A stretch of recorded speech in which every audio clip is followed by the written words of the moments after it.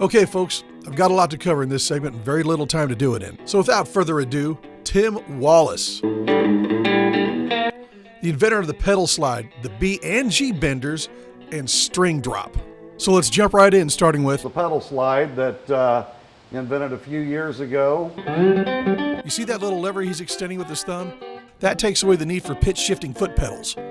Say that fast 3 times. It's so simple, everyone let this thing go. There's no way anyone could have missed this completely simple device from 1889. How did somebody not get this? I think it was so easy it was overlooked.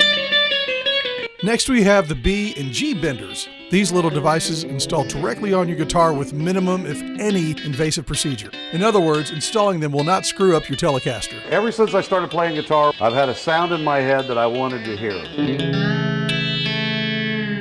So what I need to do is somehow incorporate what I know on guitar and implement string benders.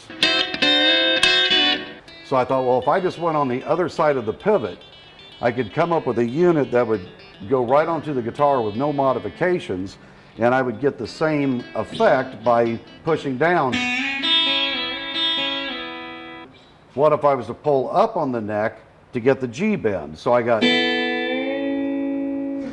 come up with a device that worked that way to where if I pulled up on the strings, you now have a whole other dynamic to your playing.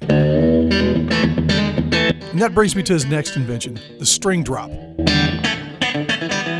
There's another company that makes a drop D tuner, but the problem with it was you were either in E or D. There was no slow drop. And I wanted the slow drop. Is it safe to say, necessity was another invention? It always is. I never wanted to invent anything. I always wanted to just buy it, but it was either too expensive or didn't do exactly what I wanted to do. Now, Tim has other items worth mentioning. His lap steel guitars, most with only 3 strings, some with 6, but all have unique character. And as for everything he makes, all the pieces that we have done, no matter what the invention is, everything is made in Central Illinois. After all, that's what we're all about. Illinois made, Illinois proud.